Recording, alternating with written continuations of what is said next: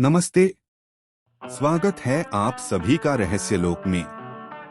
क्या आपने कभी सोचा है कि आपके शरीर के भीतर एक ऐसी शक्ति छिपी है जो अगर जाग जाए तो आप एक साधारण इंसान से महामानव बन सकते हैं।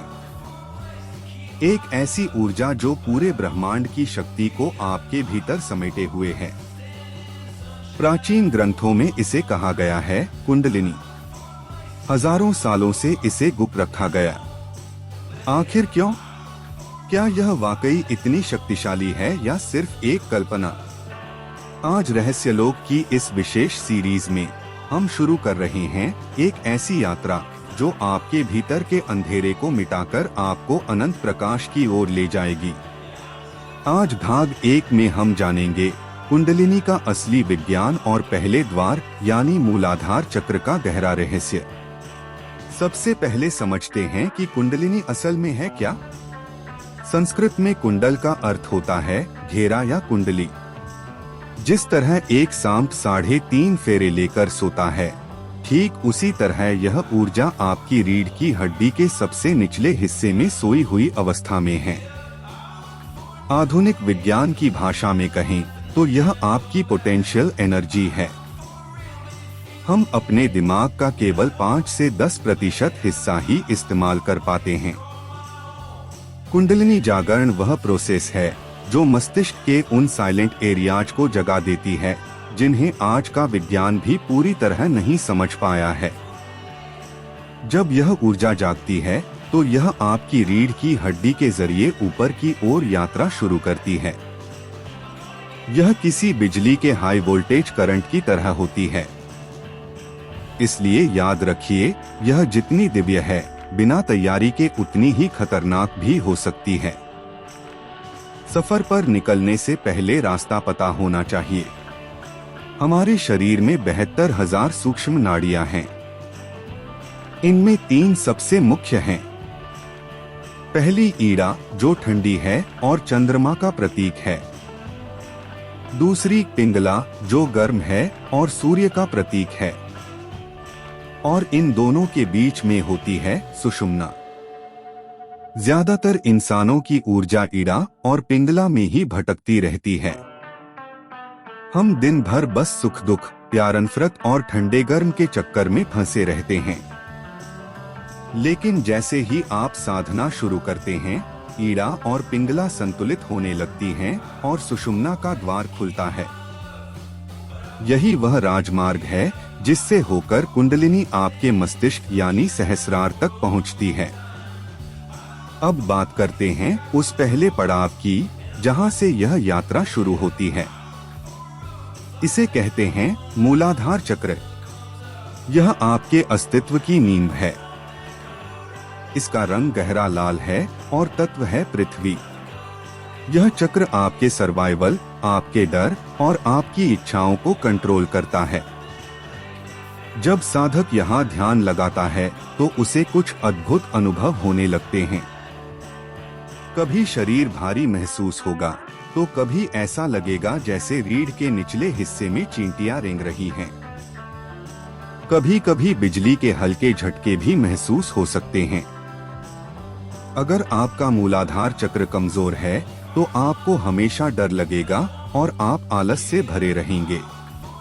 लेकिन अगर यह जागृत हो गया तो आप में गजब का आत्मविश्वास और स्थिरता आ जाएगी। लेकिन दोस्तों, मूलाधार तो बस शुरुआत है। इस यात्रा में आगे एक ऐसा चक्र आता है जहां पहुंचकर इंसान अपनी भावनाओं पर काबू पा लेता है और उसे सिद्धियां मिलनी शुरू होती हैं। वह है स्वाधिष्ठान चक्र। अगले भाग में हम जानेंगे कि कैसे आप अपनी काम वासना को ओजस यानी दिव्य शक्ति में बदल सकते हैं और स्वाधिष्ठान चक्र के जागने पर साधक को कौन सी अनोखी अनुभूतियां होती हैं। अगर आप इस रहस्यमयी यात्रा का हिस्सा बने रहना चाहते हैं तो रहस्यलोक को अभी सब्सक्राइब करें और बेल आइकन दबाएं। मिलते हैं अगले भाग में। तब तक के लिए अंतर्मन की गहराइयों में उतरते रहिए। जय मां शक्ति। कुंडलिनी जागरण के दूसरे भाग में पिछले भाग में हमने जाना कि कुंडलिनी क्या है, और मूलाधार चक्र हमारे अस्तित्व की नींव कैसे बनता है। आज हम उस द्वार की बात करेंगे जिसे पार करना हर साधक के लिए सबसे बड़ी चुनौती और सबसे बड़ा रोमांच होता है। आज हम चर्चा करेंगे स्वाधिष्ठान चक्र की। मूलाधार से जब ऊर्जा ऊपर की ओर उठती है तो उसका अगला पड़ाव होता है स्वाधिष्ठान चक्र। यह चक्र हमारी रीढ़ की हड्डी में जननांगों के ठीक पीछे स्थित होता है। इसका रंग चमकीला नारंगी है और इसका तत्व है जल। जल यानी वो तत्व जो बहना जानता है, जो लचीला है, लेकिन जिसमें बड़ी से बड़ी चट्टान को काटने की शक्ति भी है। स्वाधिष्ठान का अर्थ होता है सवा का अधिष्ठान, यानी वो स्थान जहां आपकी आत्मा का निवास है। लेकिन विडंबना देखिए, ज्यादातर लोग यहीं आकर भटक जाते हैं। यह चक्र हमारी भावनाओं, कल्पनाओं, रचनात्मकता और कामवासना का केंद्र है। दुनिया के जितने भी महान कलाकार, संगीतकार और लेखक हुए हैं, उनकी ऊर्जा का मुख्य स्रोत यही स्वाधिष्ठान चक्र रहा है। जब साधक की ऊर्जा इस चक्र पर पहुंचती है तो उसके भीतर गहरे बदलाव आने लगते हैं। यहाँ ऊर्जा दो रूपों में काम करती है। यदि साधक सचेत नहीं है तो उसकी ऊर्जा केवल कामवासना और भौतिक सुखों में खर्च हो जाएगी। लेकिन यदि वह अपनी इस ऊर्जा को ऊपर की ओर मोड़ना सीख जाए तो यही कामवासना ओजस में बदल जाती है। ओजस यानी वह दिव्य तेज जो आपके चेहरे पर चमक और आपके शब्दों में प्रभाव पैदा करता है। स्वाधिष्ठान चक्र के जागने के अनुभव बहुत ही रहस्यमयी होते हैं। इस दौरान साधक को जल के स्रोत, नदियां या समुद्र के सपने आ सकते हैं। साधना में बैठने पर उसे ऐसा महसूस हो सकता है जैसे उसका शरीर हवा में तैर रहा है या लहरों के साथ झूम रहा है। इस चक्र के सक्रिय होने पर आपकी क्रिएटिविटी 7वें आसमान पर पहुंच जाती है। आपके दिमाग में नए नए विचार और अद्भुत कल्पनाएं जन्म लेने लगती हैं। लेकिन इस मार्ग में खतरे भी कम नहीं हैं। स्वाधिष्ठान चक्र को भावनाओं का सागर कहा जाता है। यहाँ पहुंचकर पुरानी यादें, दबी हुई इच्छाएं और गहरे डर अचानक सतह पर आ सकते हैं। कभी कभी साधक बिना किसी कारण के बहुत उदास महसूस कर सकता है या बहुत अधिक खुश। इसीलिए कहा जाता है कि इस पड़ाव पर संयम और धैर्य सबसे बड़े हथियार हैं। प्राचीन ग्रंथों के अनुसार जिसका स्वाधिष्ठान चक्र सिद्ध हो जाता है उसे जल तत्व पर विजय प्राप्त होती है। उसकी एकाग्रता इतनी गहरी हो जाती है कि वह घंटों तक एक ही विचार पर टिका रह सकता है। लेकिन इस चक्र का मुख्य उद्देश्य ऊर्जा को और ऊपर की ओर धकेलना है, क्योंकि जब तक ऊर्जा यहाँ अटकी रहेगी आप मोहमाया और भावनाओं के जाल से पूरी तरह मुक्त नहीं हो पाएंगे। अध्यात्म की इस यात्रा में अगला पड़ाव और भी ज्यादा शक्तिशाली है। वह है मणिपुर चक्र, जिसे हमारी शक्ति का पावर हाउस कहा जाता है।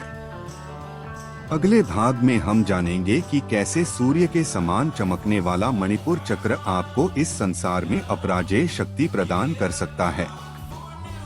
क्या आप तैयार हैं अपनी आंतरिक अग्नि को पहचानने के लिए? रहस्यलोक की इस यात्रा में बने रहने के लिए सब्सक्राइब करना न भूलें।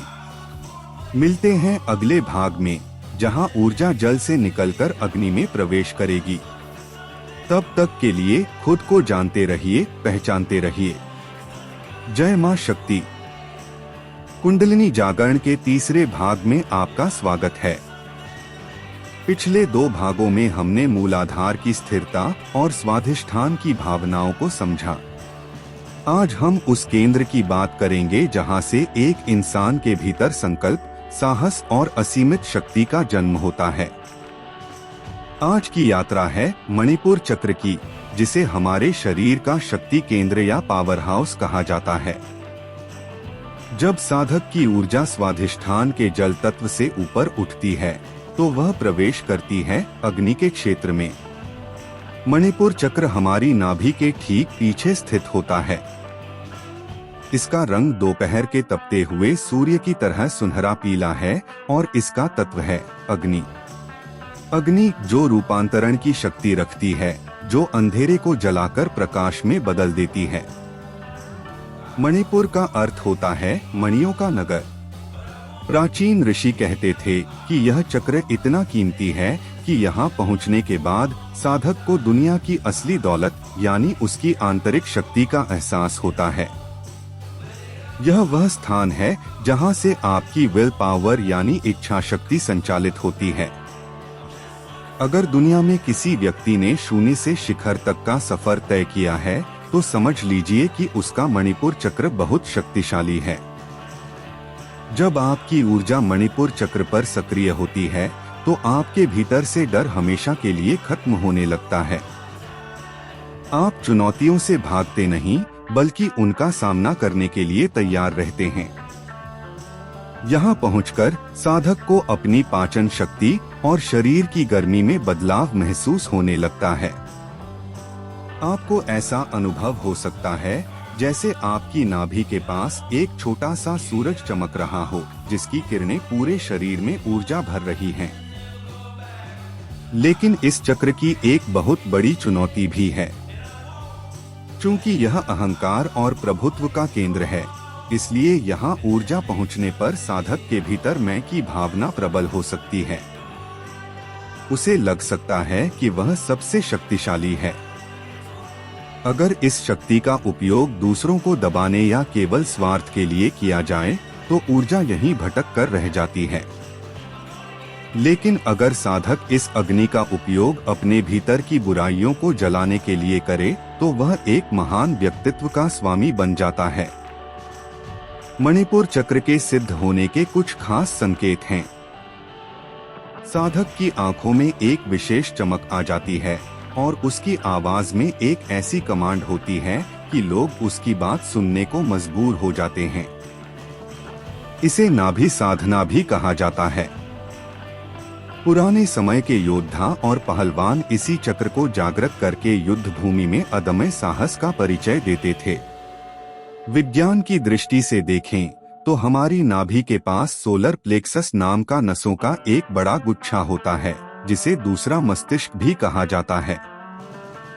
जब कुंडलिनी यहाँ पहुँचती है तो यह हमारे पूरे नर्वस सिस्टम को रिचार्ज कर देती है, जिससे तनाव और डिप्रेशन जैसे शब्द आपके जीवन से हमेशा के लिए गायब हो जाते हैं।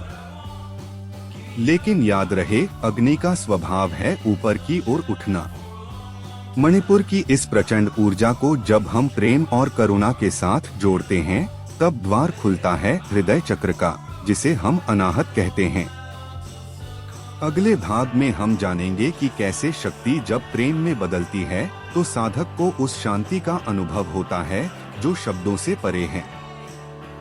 अध्यात्म के इस सफर में हमारे साथ बने रहने के लिए धन्यवाद। अगर आपने अभी तक पिछले भाग नहीं देखे हैं तो उन्हें जरूर देखें। मिलते हैं अगले भाग में हृदय के उस रहस्यमयी द्वार पर जिसे कोई भेद नहीं पाया। जय मां शक्ति। कुंडलिनी जागरण के चौथे भाग में आपका स्वागत है। अभी तक हमने पृथ्वी, जल और अग्नि के पड़ावों को पार किया। हमने देखा कि कैसे ऊर्जा हमें स्थिरता, रचनात्मकता और शक्ति प्रदान करती है। लेकिन आज की यात्रा बहुत खास है, क्योंकि आज हम शरीर के निचले चक्रों से ऊपर उठकर दिव्य चक्रों की ओर कदम रख रहे हैं। आज हम जानेंगे अनाहत चक्र यानी हृदय चक्र का रहस्य। अनाहत चक्र हमारी छाती के बिल्कुल केंद्र में स्थित होता है। इसका रंग कोमल हरा है और इसका तत्व है वायु। अनाहत का शाब्दिक अर्थ होता है ऐसा शब्द या ध्वनि जो बिना किसी चोट या टकराहट के पैदा हुई हो। यह वह स्थान है जहां हमारी भौतिक दुनिया और आध्यात्मिक दुनिया का मिलन होता है। जब साधक की ऊर्जा नाभि के अग्नि क्षेत्र से ऊपर उठकर हृदय में प्रवेश करती है तो उसके जीवन में एक बहुत बड़ा बदलाव आता है। अभी तक जो ऊर्जा शक्ति और अधिकार की भाषा बोल रही थी, वह अब प्रेम, करुणा और क्षमा में बदलने लगती है। यहाँ पहुंचकर साधक को समझ आता है कि दुनिया की सबसे बड़ी शक्ति अहंकार में नहीं बल्कि निस्वार्थ प्रेम में छिपी है। अनाहत चक्र के जागृत होने के अनुभव बहुत ही सुखद और भावुक होते हैं। साधना के दौरान साधक को अचानक बिना किसी कारण के अत्यंत आनंद और शांति महसूस होने लगती है। कभी कभी उसकी आंखों से प्रेम के आंसू बहने लगते हैं। उसे महसूस होता है कि वह अकेला नहीं है बल्कि पूरा ब्रह्मांड उसके साथ जुड़ा हुआ है। वायु तत्व होने के कारण साधक को अपना शरीर रुई की तरह हल्का महसूस हो सकता है, जैसे वह हवा में तैर रहा हो।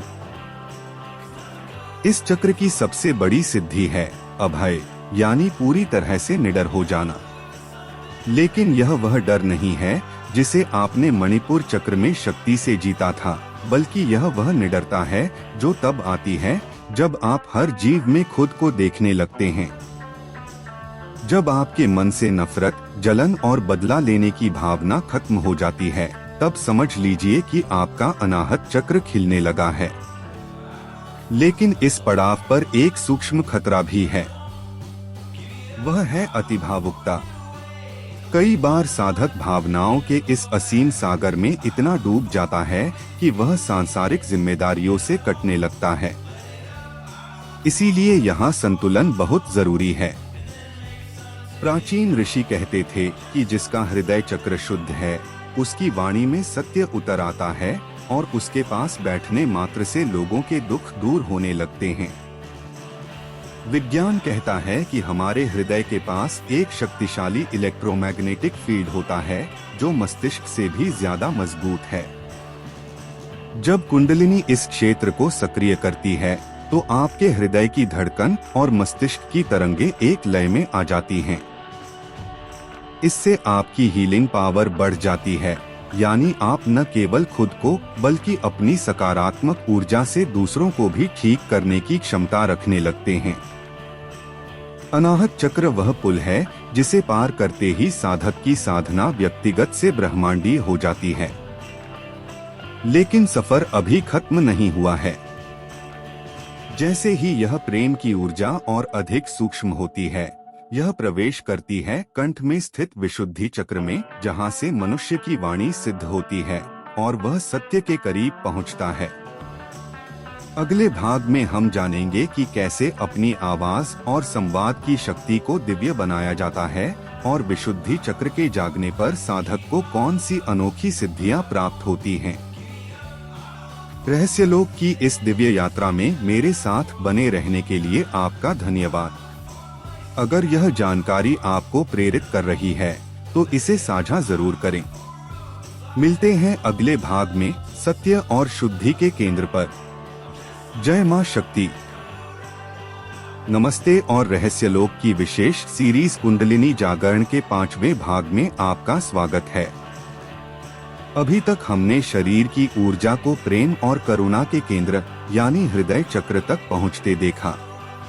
लेकिन आज हम उस केंद्र की बात करेंगे जहां पहुंचकर इंसान की वाणी में सरस्वती का वास हो जाता है और वह सत्य के सबसे करीब पहुंचता है। आज का हमारा विषय है विशुद्धि चक्र यानी कंठ चक्र। विशुद्धि चक्र हमारे गले के गड्ढे में स्थित होता है। इसका रंग आसमान के समान चमकीला नीला है और इसका तत्व है आकाश। विशुद्धि का अर्थ होता है अत्यधिक शुद्धता। यह वह स्थान है जहां पहुंचकर साधक का शरीर और मन पूरी तरह से निर्मल होने लगता है। प्राचीन ग्रंथों में इसे अमृत का केंद्र भी कहा गया है। जब कुंडली ऊर्जा हृदय से ऊपर उठकर विशुद्धि चक्र में प्रवेश करती है तो साधक की संवाद करने की शक्ति पूरी तरह बदल जाती है। ऐसा व्यक्ति जब बोलता है तो उसके शब्दों में एक विशेष भार और सत्य होता है। उसकी वाणी में एक ऐसी मिठास और शक्ति आ जाती है कि लोग उसकी ओर खिंचे चले आते हैं। यहाँ पहुंचकर व्यक्ति न केवल दूसरों से बल्कि खुद से भी सच्चा संवाद करना सीख जाता है। विशुद्धि चक्र के जागृत होने के अनुभव बहुत ही सूक्ष्म और दिव्य होते हैं। साधना के दौरान साधक को अपने गले में शीतलता या हल्की सनसनाहट महसूस हो सकती है। आकाश तत्व होने के कारण उसे ऐसा अनुभव हो सकता है जैसे उसका अस्तित्व धीरे धीरे पूरे ब्रह्मांड में फैल रहा है। उसे दूर की ध्वनियां सुनाई दे सकती हैं या वह मौन का असली आनंद लेने लगता है। यह मौन का मतलब सिर्फ चुप रहना नहीं, बल्कि मन के भीतर के शोर को शांत करना है। इस चक्र की सबसे बड़ी सिद्धि है वाणी की सिद्धि। कहा जाता है कि जिसका विशुद्धि चक्र पूर्ण रूप से जागृत है, उसके मुख से निकली बातें सत्य होने लगती हैं।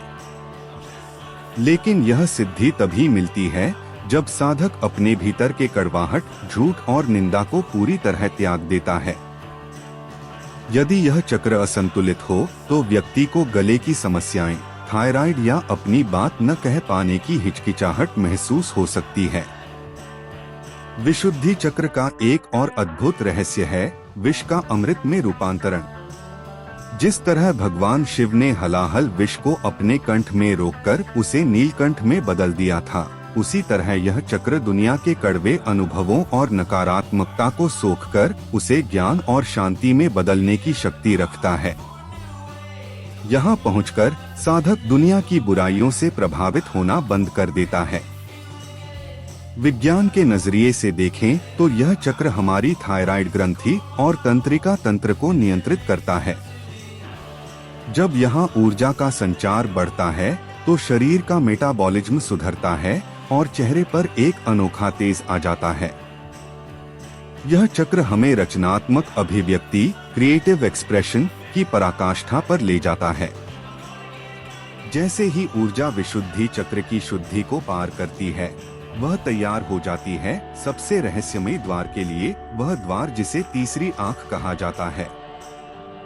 अगले भाग में हम आज्ञा चक्र के उस संसार में प्रवेश करेंगे जहां समय और स्थान, टाइम एंड स्पेस की सीमाएं खत्म हो जाती हैं। क्या आप तैयार हैं उस दिव्य दृष्टि को प्राप्त करने के लिए? रहस्यलोक की इस सीरीज को अपना प्यार देने के लिए शुक्रिया। अगर आप अपनी वाणी को प्रभावशाली बनाना चाहते हैं तो इस चक्र पर ध्यान देना आज ही शुरू करें। मिलते हैं अगले भाग में तीसरी आंख के रहस्य के साथ। जय मां शक्ति।